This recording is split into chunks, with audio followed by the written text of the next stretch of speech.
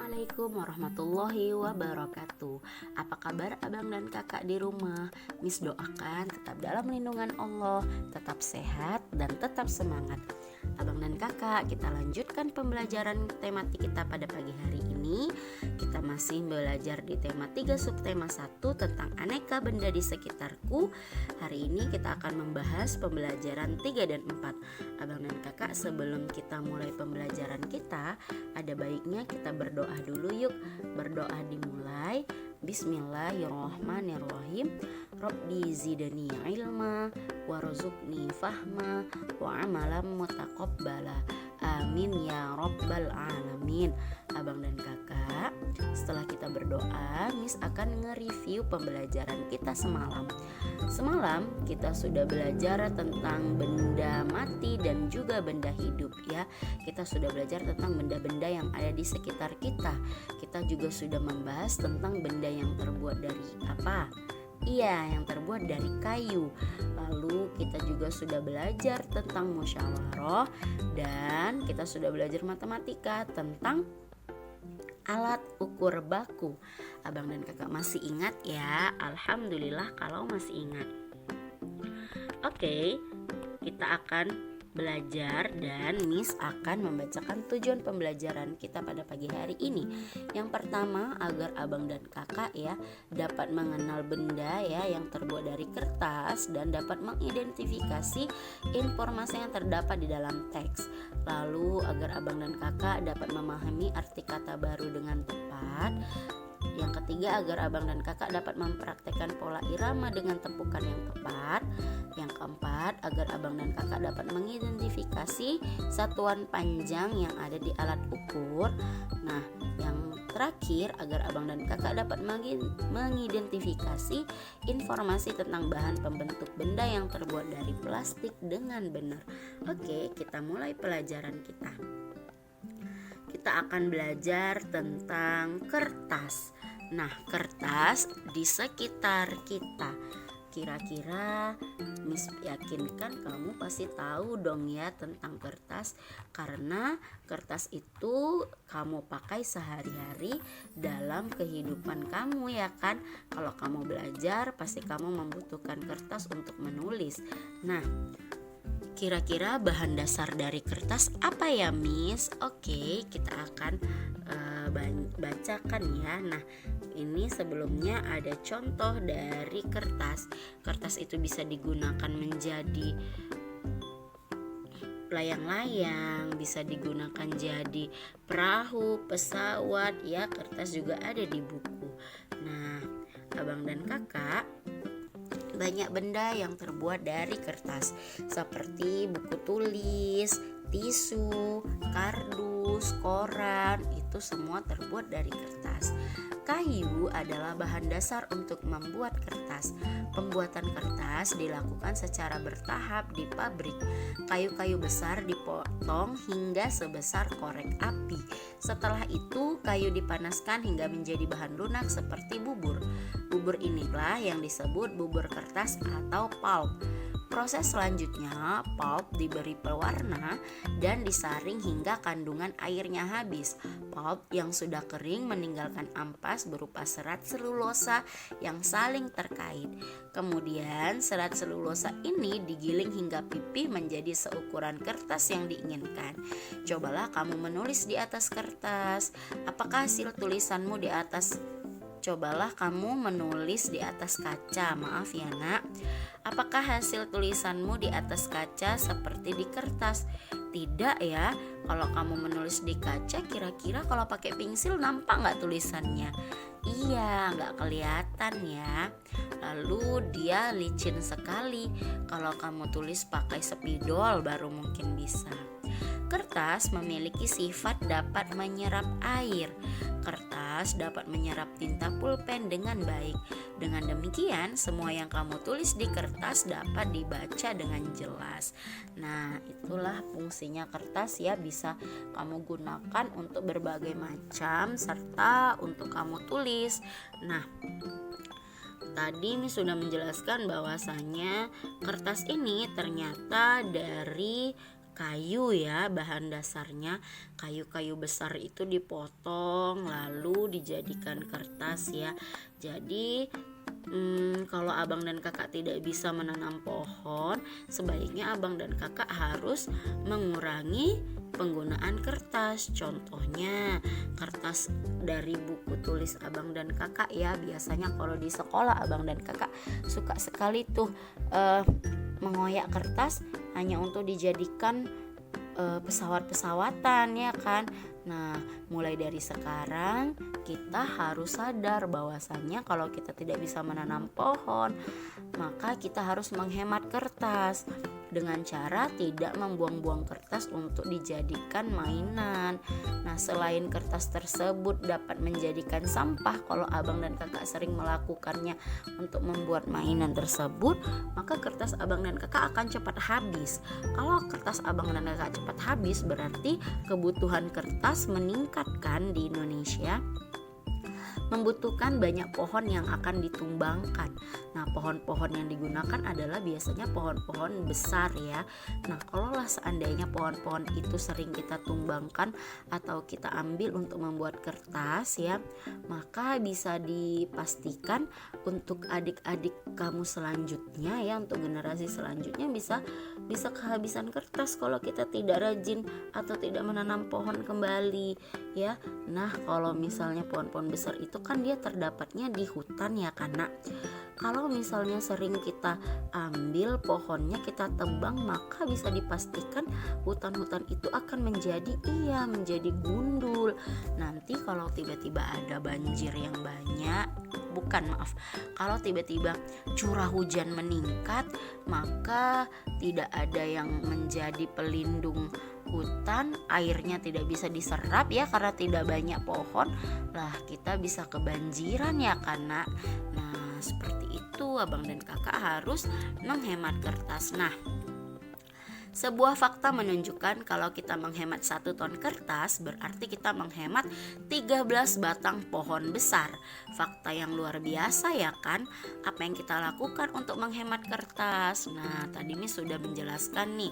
Sekarang ada Edo dan juga Siti. Kira-kira si Edo gimana ya cara menghemat kertasnya? Setiap tahun ajaran baru aku meminta ibu membeli buku tulis baru. Sekarang aku akan menggunakan buku lama yang halamannya belum terpakai. Jika ingin terlihat seperti baru, ganti saja sampulnya. Nah, itu adalah yang biasa dilakukan si Edo. Kalau si Siti bagaimana? Kalau aku akan memanfaatkan kertas yang masih dapat digunakan, misalnya menggunakan kertas di 2 sisinya. Dengan demikian tidak menghabiskan kertas banyak. Berarti dia sangat hemat ya mereka berdua ini. Kalau si Siti kalau belum habis 1 halaman, dia akan memanfaatkannya sampai bawah lalu membalikannya dan memakainya di sisi sebaliknya. Seperti itu. Dapat dicontoh ya, Nak. Nah, kita akan melihat inilah tadi bahan dasar dari pembuatan kertas ya, adalah kayu berasal dari pohon. Perhatikan pohon-pohon yang dapat digunakan sebagai bahan dasar kertas.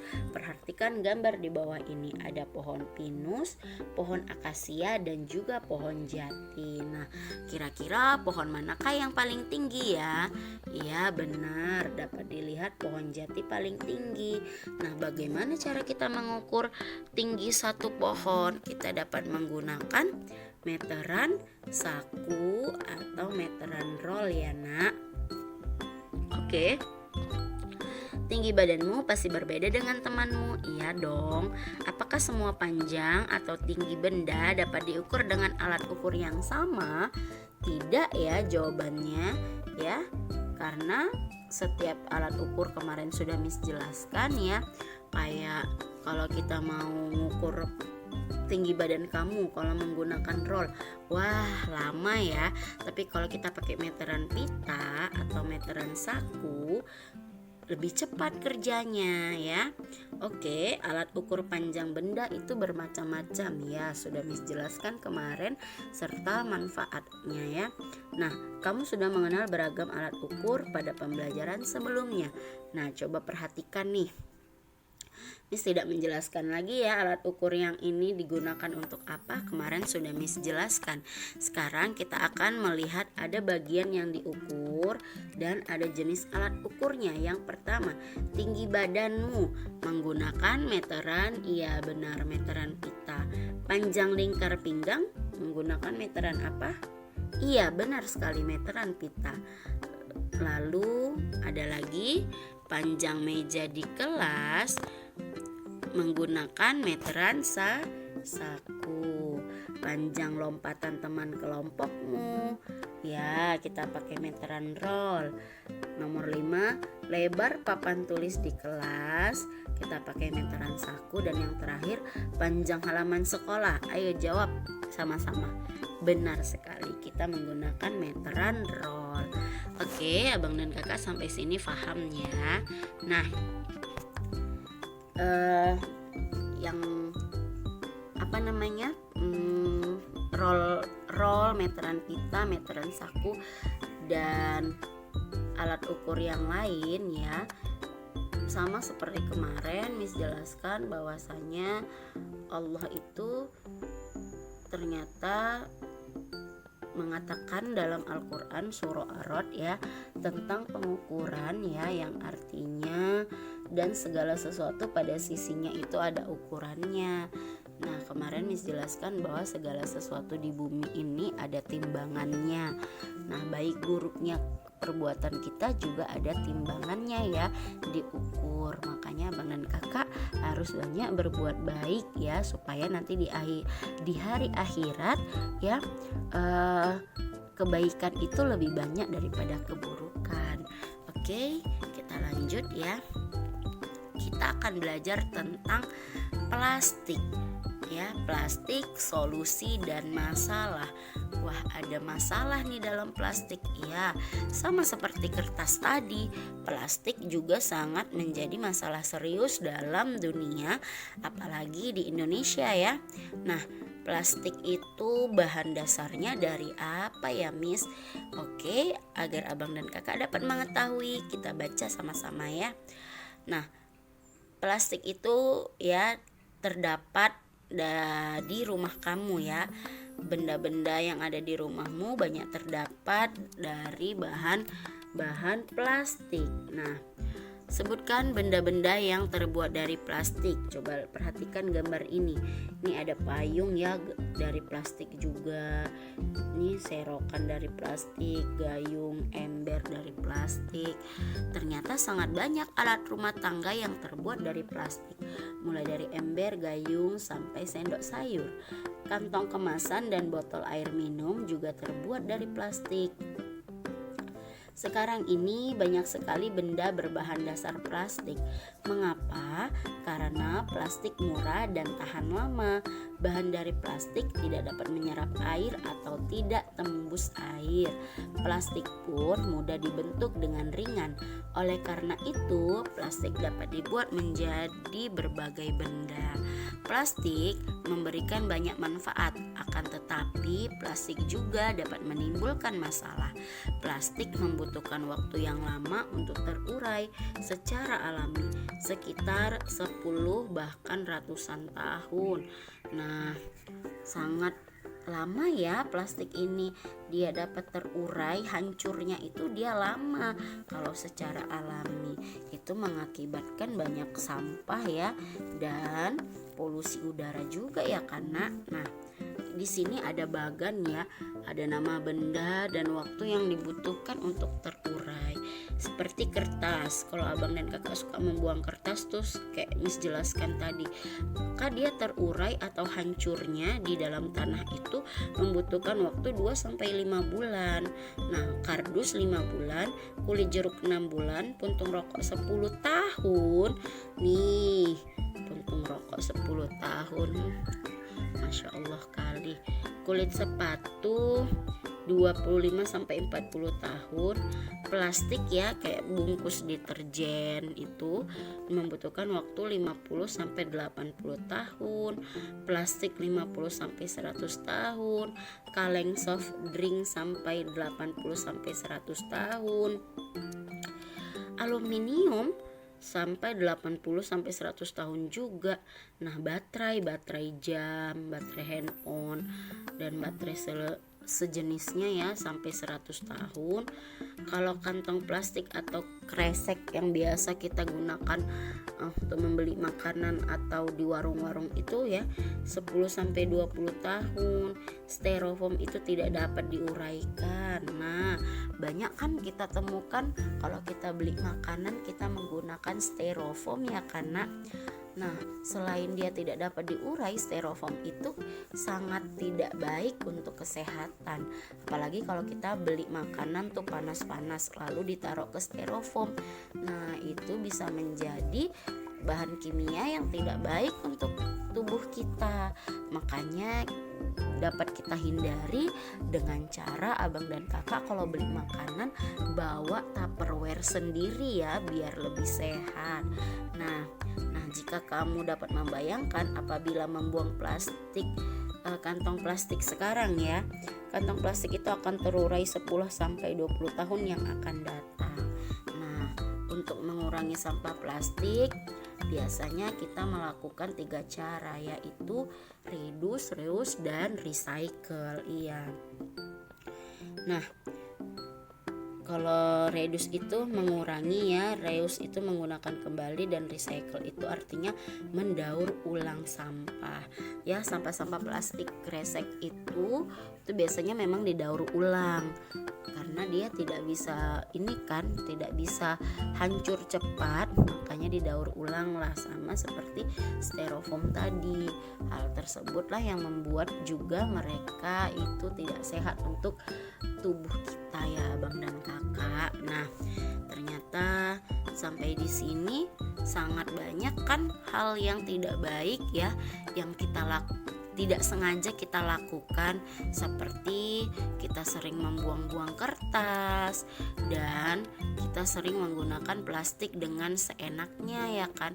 Berarti mulai dari sekarang abang dan kakak kalau misalnya dapat plastik kresek ya, plastik kantongan dari warung ya, kalau masih bagus, plastiknya masih cantik, bisa abang dan kakak gunakan untuk besok-besok gitu dengan cara dilipat bagus-bagus ya kan, lalu disimpan. Nanti kalau mau butuh tinggal pakai plastik itu, jadi kita tidak banyak membuang plastik. Nah, kalau misalnya abang dan kakak mau belanja, kayak belanja ke warung, ke pasar, pajak, ke swalayan ya kan, lebih baik atau lebih bagus abang dan kakak bawa tas kantongan sendiri ya kan, agar abang dan kakak tidak banyak menggunakan plastik seperti itu.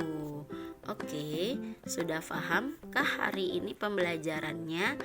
Nah, di sini ada tugas ya abang dan kakak. Abang dan kakak disuruh mencari arti dari beberapa kata di sini. Ada lunak, lelulosa, ya. Kalau abang dan kakak punya kamus bahasa Indonesia di rumah, maka cari di kamus bahasa Indonesia itu ya. Maka semua kata-kata ini ada artinya. Nah, sampai di sini ya pelajaran kita pada pagi hari ini. Semoga apa yang disampaikan hari ini bermanfaat dan menjadi ilmu yang berkah untuk abang dan kakak. Mis akhiri dengan lafaz hamdalah, alhamdulillahirabbil alamin, dan assalamualaikum warahmatullahi wabarakatuh.